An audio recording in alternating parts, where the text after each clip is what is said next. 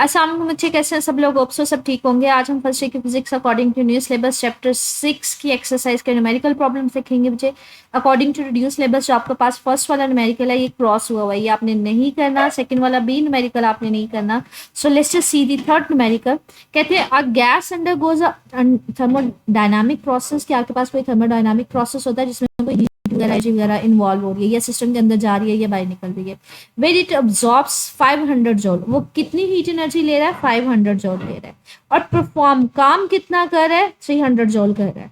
आपने change in internal energy निकालना है, तो सिंपल सिंपल सा आपके पास डाटा गिवन है, ठीक है। आपके पास जो वो हीट एनर्जी अब्जॉर्ब कर रहा है 500 है, वो आपके पास वर्क कितना करके दे रहा है? 300 जूल। आपने change in internal energy find out करना है। ये हमारे पास ना फर्स्ट लॉ ऑफ थर्मोडायनामिक्स है कि जितनी आप हीट एनर्जी देते हैं ना वो दो हिस्सों में यूज हो रही होती है। एक तो गैस कुछ वर्क कर रही होती है, दूसरा गैस की जो इंटरनल एनर्जी होती है वो भी बढ़ रही होती है। तो फर्स्ट लॉ ऑफ थर्मोडायनामिक्स हमने एज इट इज लिख दिया है। आपने फाइंड आउट क्या करना है? Delta U, change in internal energy find out करना है। तो इसको एक साइड पे रहने दे, वर्क डन दूसरी साइड पे जाके माइनस में हो जाएगा, तो ये क्यू माइनस डब्ल्यू हो जाएगा। क्यू की वैल्यू 500 है, डब्ल्यू की वैल्यू वर्क डन की 300 है।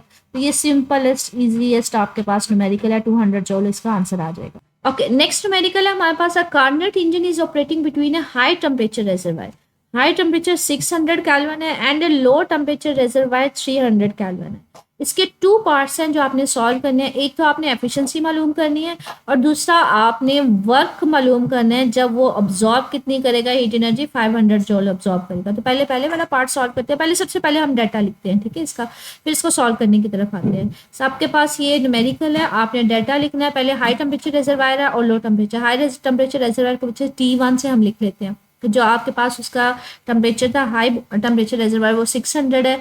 और जो वो कह लें कि एक्सपेल कर रहा है सराउंडिंग में, सराउंडिंग का टेम्परेचर जो है वो 300 केल्विन है, ठीक है।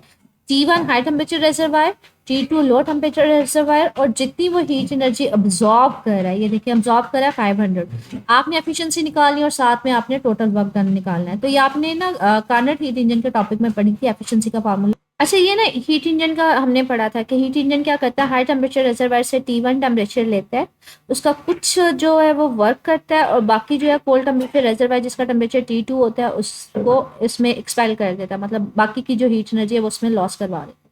इसके लिए ना हम लोगों ने एफिशिएंसी का फार्मूला पढ़ा। एफिशिएंसी का हमने फार्मूला पढ़ा था 1 minus T2 divided by T1, ठीक है। ये कार्नट हीट इंजन में हमने पढ़ा था कि जो हमारे पास लो टेम्परेचर रिजर्वायर का टेम्परेचर डिवाइडेड बाय जो हाई टेम्परेचर रिजर्वायर का। तो ये हमने सिंपली कार्नट हीट इंजन से हमने ये फार्मूला लिखा है बच्चे, 1 minus T2 divided by T1। T2 की वैल्यू जो थी मेरे पास 300 थी, T1 जो है वो 600 था, तो ये 0.5 एफिशिएंसी आ जाएगी। अच्छा, अगर आपको परसेंटेज में निकालनी हो ना तो आप उसको 100 से मल्टीप्लाई कर देते हैं तो 50% आ जाएगा। अब आपने उसका वर्क डन निकालना है बच्चे, वर्क डन निकालते हैं। एफिशिएंसी ना का ना एक और फार्मूला भी होता है, आउटपुट ओवर इनपुट। अब हीट इंजन में हम कर क्या रहे हैं, हीट इंजन में हम लोग हीट एनर्जी Q1 दे रहे होते हैं। हमारा आउटपुट काम क्या होता है, हम लोग कुछ काम करवाना चाह रहे होते हैं, तो आउटपुट हम वर्क डन करवाना चाह रहे होते हैं और दे कितनी रहे होते हैं, इनपुट क्या दे रहे होते हैं, वो Q1 दे रहे होते हैं। जो लॉस हो रही है वो तो कंसीडर नहीं करेंगे। तो एफिशिएंसी का एक फार्मूला ये भी होता है, आउटपुट ओवर इनपुट। आउटपुट हम वर्क करवाना चाह रहे हैं, इनपुट हम जो हीट एनर्जी उसको देंगे। तो एफिशिएंसी का एक ये भी फार्मूला है। आप वर्क डन मालूम करना चाह रहे हैं, एफिशिएंसी हमें पता है 0.5, Q1 भी आपको गिवन है जो कि हमारे पास 500 है। तो इन दोनों की वैल्यू अगर हमें पता है, वर्क डन हमने निकालना है, तो यहाँ पे अगर ये डिवाइड हो रहा है तो दूसरी साइड पे जाकर क्या हो जाएगा, मल्टीप्लाई हो जाएगा। वैल्यूज डालते हैं एफिशिएंसी की 0.5, Q1 की 500, तो ये आपके पास 250 जॉल आ जाएगा, ठीक है। पहले हमने सिंपल एफिशिएंसी का फार्मूला निकाला, फिर हम लोगों ने दूसरा फार्मूला निकाला, that is output over input. तो हमारे पास दोनों की वैल्यू आ जाएगी। अच्छा, आगे हमारे पास जो है बच्चे 6.5 न्यूमेरिकल है, ये भी हीट इंजन जैसे ही है, लेकिन यहाँ पे ना रेफ्रिजरेटर हम यूज़ करेंगे, जो फ्रिज हमारे घरों में यूज़ होती है ना उसके बारे में। कहते हैं ये एक्सट्रैक्ट करेगी 1200 जॉल of heat from its interior, मतलब ऑलरेडी वो ठंडी है और अपने ठंडे वाले पार्ट से, अपने अंदर से कोल्ड रिजर्वायर से जो हीट एनर्जी वो बाहर निकाल रही होती है वो 1200 जॉल है। और रिलीज एनवायरनमेंट में कितनी कर रही होती है, 1800 जॉल वो जो है ना वो रिलीज करती है, ठीक है। आपने फाइंड आउट क्या करना है, आपने सबसे पहले फाइंड आउट करना है कि वर्क कितना करना पड़ रहा है, और दूसरा आपने कोएफिशिएंट ऑफ परफॉर्मेंस मतलब उसकी एफिशिएंसी फाइंड आउट करनी है। ये हमने ना रेफ्रिजरेटर का टॉपिक पढ़ा था।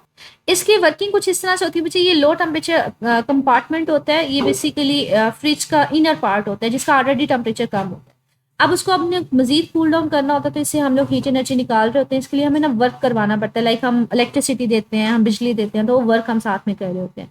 तो यहाँ से हम कोल्ड टेम्परेचर जो उसका कंपार्टमेंट है, लो टेम्परेचर होता है, वहाँ से मजीद हीट एनर्जी को निकाल रहे होते हैं, और जितनी हम निकालेंगे उसके लिए हमें वर्क देना पड़ेगा। तो ये दोनों हमारे पास एड अप होकर सराउंडिंग में लॉस हो जाती हैं। अब इसके लिए ना हम लोगों ने फार्मूला देखा था कि आपके पास उसी चीज़ को देखते हैं, जो आप लो टेम्परेचर कंपार्टमेंट से फ्रिज के अंदर से हीट एनर्जी निकालेंगे प्लस जो वर्क देंगे, ये दोनों मिलके हमारे पास जो इन्वायरमेंट में लॉस हो जाते हैं। तो हम इस फार्मूले को यूज़ करेंगे और वर्क डन की वैल्यू कैलकुलेट करेंगे। यहाँ पे बच्चे ऐड अप हो रहा है, दूसरी साइड पे जाके माइनस हो जाएगा। तो इसी चीज़ को हम लोग माइंड में रखते हुए सॉल्व करेंगे। ये आपके पास बच्चे न्यूमेरिकल का डाटा गिवन है। सबसे पहले आपके पास लो टेम्परेचर कंपार्टमेंट का एनर्जी गिवन है कि कितनी एक्सट्रैक्ट करवाई जा रही है, 1200 है। जो इन्वायरमेंट में लॉस की जा रही है वो 1800 है। वर्क कितना करवाना है आपने वो फाइंड आउट करना है, और बाद में आपने कोएफिशिएंट ऑफ परफॉर्मेंस या उसको कह लें कि एफिशिएंसी का नाम भी दिया जाता है, वो फाइंड आउट करनी है। तो पहले तो वर्क डन फाइंड आउट करते हैं, वो भी मैंने आपको भी क्लियर किया है कि हमारे पास क्या होता है कि ये दोनों मिलके कि आपके पास लो टेम्परेचर कंपार्टमेंट से जितनी हीट एनर्जी ली जाती है प्लस जितना आप वर्क करवा रहे होते हैं, ये दोनों एक्सपेंड की जाती है, एक्सपेल की जाती है सॉरी इन्वायरमेंट में। तो ये दोनों का सम जो होता है वो हमारे पास क्यू एच के इक्वल होता है। तो इसी क्वेश्चन को मैं यहाँ पे अपने फार्मूले में इस्तेमाल कर रही हूँ कि आपके पास जो टोटल हमारे पास इन्वायरमेंट में लॉस होगी वो इन दोनों का सम होता है। आपने वर्क डन फाइंड आउट करना है, तो बच्चे ये यहाँ पे ऐड हो रहा है, दूसरी साइड पे जाके माइनस हो जाएगा। तो वैल्यूज पुट ऑन करेंगे तो हमारे पास 600 जॉल वर्क डन की वैल्यू आ जाएगी। अब कोएफिशिएंट ऑफ परफॉर्मेंस, इसके लिए भी हमने पढ़ा था बेसिकली। कोएफिशिएंट ऑफ परफॉर्मेंस क्या होती है, आउटपुट ओवर इनपुट, मतलब आप करना क्या चाह रहे हैं और दे क्या रहे हैं। अब हमारे पास आउटपुट हम लेना क्या चाह रहे हैं, हम बेसिकली टेम्परेचर को मजीद कूल करना चाह रहे हैं, हम यहाँ से हीट एनर्जी एक्सट्रैक्ट करवाना चाह रहे हैं, तो ये हम आउटपुट करवाना चाह रहे हैं। उसके लिए इनपुट क्या करें, आप बिजली देते हैं तो इनपुट हमारे पास वर्क डन की फॉर्म में आ जाएगी। तो इसका फार्मूला जो होगा हमारे पास कोएफिशिएंट ऑफ परफॉर्मेंस का QC, मतलब हीट जो आप कोल्ड से कंपार्टमेंट से बाहर निकालेंगे डिवाइडेड बाय जो आप उसको इनपुट देंगे, वर्क करवाएंगे, ठीक है। उसकी वैल्यू सिंपली आप इसी फार्मूले को यूज़ करेंगे। तो ये फार्मूला मैंने वही यूज़ किया हुआ, कोएफिशिएंट ऑफ परफॉर्मेंस का QC डिवाइडेड बाय W। आपके पास लो टेम्परेचर कंपार्टमेंट की जो हीट एनर्जी वहाँ से निकाली जा रही है वो भी गिवन है, वर्क डन अभी आपने कैलकुलेट किया, तो दोनों की वैल्यूज पुट ऑन करेंगे तो हमारे पास क्या आ जाएगी 2। अच्छा, इसके साथ कोई यूनिट नहीं आएगा क्योंकि दोनों एनर्जी की, इन दोनों के यूनिट एनर्जी होता है, तो वो कैंसिल आउट हो जाएगा, इसलिए इसका आंसर सिर्फ और सिर्फ 2 आएगा। अच्छा, एनर्जी का यूनिट जॉल होता है, जॉल जॉल से कैंसिल आउट हो जाएगा तो हमारे पास आंसर 2 आ जाएगा। अगला हमारे पास न्यूमेरिकल है 6.6, कैलकुलेट द इंट्रोपी चेंज, मतलब आपने इंट्रोपी फाइंड आउट करनी है when 1 mole of ice eight 0 degree Celsius. Temperature आपके पास 0 डिग्री सेल्सियस है, आप उसको मेल्ट करवा रहे हैं, ठीक है। और उसके लिए बाद में हमारे पास कितना इंट्रोपी चेंज आएगा वो आपने फाइंड आउट करना है, ठीक है। ये आपके पास न्यूमेरिकल गिवन है बच्चे, आपने इंट्रोपी फाइंड आउट करनी है, मतलब इंट्रोपी चेंज फाइंड आउट करना है। नंबर ऑफ मोल्स बच्चे आपके पास 1 गिवन है, टेम्परेचर आपके पास 0 डिग्री सेल्सियस गिवन है। 0 डिग्री सेल्सियस से बच्चे इसको कैल्विन में करना होना तो इसमें 273 ऐड कर देते हैं, तो ये 273 कैल्विन में आ जाएगा। आपने फाइंड आउट क्या करना है, आपने entropy delta S find out करना है, इंट्रोपी चेंज फाइंड आउट करना है। इंट्रोपी चेंज का फार्मूला क्या होता है, delta Q divided by T, कि आपने कितनी हीट एनर्जी ट्रैवल करवाई है, ट्रांसफर करवाई है, और डिवाइडेड बाय टेम्परेचर, किस टेम्परेचर पे। अब आपके पास बच्चे वो आपको आइडिया दे रहा है कि आपके पास आइस थी, आप उसको मेल्ट करवा रहे हैं, तो इसका मतलब है मुझे फाइंड आउट करनी पड़ेगी कि आइस से मेल्ट करवाने के लिए कितनी हीट एनर्जी दी जाती है। तो पानी के केस में ना हम लोग इसको वर्ड नाम देते हैं latent heat of fusion. Latent heat of fusion हमारे पास हीट एनर्जी की वो अमाउंट होती है जो आइस को मेल्ट करवाने के लिए रिक्वायर्ड होती है। तो इसकी कांस्टेंट वैल्यू होती है 6010 जॉल पर मोल, ठीक है। ये आपके पास एक कांस्टेंट फिगर है जो आपने याद करना होता है। तो आपके पास आइडिया दे रहे हैं कि आइस को मेल्ट करवाया जा रहा है, इसका मतलब है इसमें इतनी एनर्जी आप आइस को दे रहे हैं जिसकी वजह से वो मेल्ट हो रही है। तो डेल्टा क्यू की वैल्यू हमें पता चल गई है। टेम्परेचर भी आपको पता है 273 केल्विन है, तो दोनों की वैल्यूज पुट ऑन कर देंगे, ठीक है। दोनों की वैल्यूज डालेंगे तो हमारे पास 6010 डिवाइडेड बाय 273 आ जाएगा।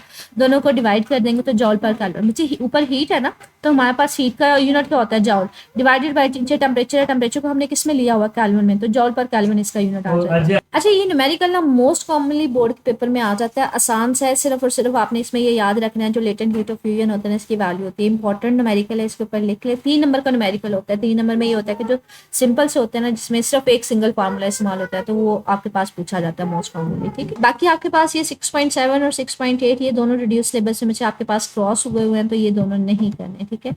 तो ये दोनों आप नहीं करेंगे। आपके पास इस पूरे चैप्टर में जो मेन थोड़े लेंथी थे वो तो रिड्यूस हो गए हैं, बाकी आपके पास छोटे छोटे से न्यूमेरिकल हैं जो आप करेंगे, और उसमें से भी देख लीजिएगा जिनमें सिर्फ एक फार्मूला यूज हो रहा होता है वो ज़्यादा इंपॉर्टेंट होते हैं, ठीक है। मजीद इससे रिलेटेड कुछ पूछना हो मेरे से कमेंट सेक्शन में पूछ लीजिए। ओके, अल्लाह हाफिज़।